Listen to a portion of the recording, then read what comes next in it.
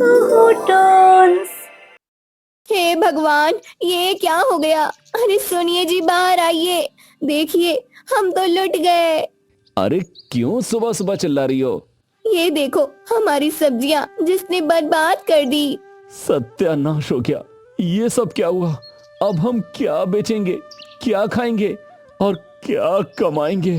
अब क्या होगा? किसी गांव में भोला नाम का एक सब्जी वाला रहा करता था। भोला अपने घर के पास ही छोटी जमीन पर सब्जियां उगाता था और उन्हें बाजार में बेचकर अपना और अपनी पत्नी का गुजारा करता था। भोला और उसकी पत्नी सब्जियों की देखभाल करते थे। ये देखिए, कितने अच्छे अच्छे टमाटर उगाए हैं और ये लौकी भी बहुत अच्छी है। इसके अच्छे दाम मिलेंगे बाजार में। हाँ, सही कह रही हो। आज यही टमाटर बाजार में बेचाऊंगा, ताजे ताजे लाल टमाटर। भोला और उसकी पत्नी मिलकर सब्जियां तोड़कर रख रहे थे। तभी उनका पड़ोसी बिरजू वहां से गुजरा और उनके खेत की हरी भरी सब्जियां देखकर जल उठा। अरे भोला, क्या बात है, तुम्हारे खेत तो सोना उगल रहे हैं। मेहनत का फल है भैया। तुम्हारे खेतों में भी तो सब्जियां लगी हैं। मेरे खेतों की सब्जी में वो स्वाद कहाँ जो तुम्हारी सब्जियों में आता है। अब देखो, जैसे ही तुम बाजार पहुंचोगे, सब लोग तुमसे ही सब्जियां लेने आ जाएंगे। अब ये तो ग्राहकों का भरोसा है। हाँ, सही कहा। चलो ठीक है, मिलते हैं बाजार में। भोला सब्जियां लेकर बाजार आ गया और बिरजू के बगल से ही अपना ठेला लगाकर खड़ा हो गया। धीमे धीमे बाजार में ग्राहक आने लगे और भोला की सब्जियां बिकने लगी।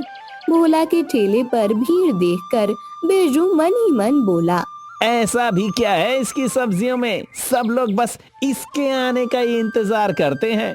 हम भी तो यहाँ सब्जियां बेचने ही खड़े हैं। शाम होते होते भोला की दुकान की सारी सब्जियां बिक गई और उसका ठेला खाली हो गया। भोला ने बिरजू के ठेले की तरफ देखा, जो सुबह से वैसा ही भरा हुआ था। अच्छा भैया, अब मैं चलता हूँ। तुम्हारी सब्जियां खराब हो रही हैं। मेरी तो किस्मत भी खराब ही है। इतना कहकर बिरजू अपना ठेला आगे बढ़ाकर वहां से चला गया। भोला ने अपनी पत्नी के लिए दुकान से मिठाई ली और घर जाने लगा। रात होने वाली थी, जिससे अंधेरा हो चुका था। भोला अपना ठेला लेकर चला जा रहा था कि तभी उसे एक जगह बहुत सारे कुत्ते भौंकते हुए दिखाई दिए और एक छोटी सी लड़की के रोने की आवाज सुनाई देने लगी। अरे, ये आवाजें कहाँ से आ रही है और ये कुत्ते इतना क्यों चिल्ला रहे हैं? भोला उन कुत्तों को वहां से भगा देता है और देखता है कि झाड़ियों में एक छोटी सी परी उलझी हुई थी। उसके पंख कांटों में उलझने की वजह से खराब हो चुके थे। अरे, तुम कौन हो और कहाँ से आई हो? मैं परी लोक से आई हूँ। यहाँ पर फंस गई थी और मेरे पंखों को चोट लग गई है। अब मैं वापस नहीं जा सकती। तुम मेरे साथ मेरे घर चलो। जब तुम्हारे पंख सही हो जाएं, तब तुम परीलोक वापस लौट जाना। तुम्हारा बहुत बहुत धन्यवाद। भोला परी को अपने साथ घर ले आया। अरे, आज आपको आने में इतना समय क्यों लग गया? मैं किसी की मदद करने के लिए रुक गया था। अब किसकी मदद? ये देखो। भोला ने अपने हाथ में ली हुई परी को अपनी पत्नी के सामने रख दिया। हाँ, क्या ये परी है? हाँ, जब तक ये ठीक नहीं हो जाती, तब तक हमारे साथ ही रहेगी। ठीक है।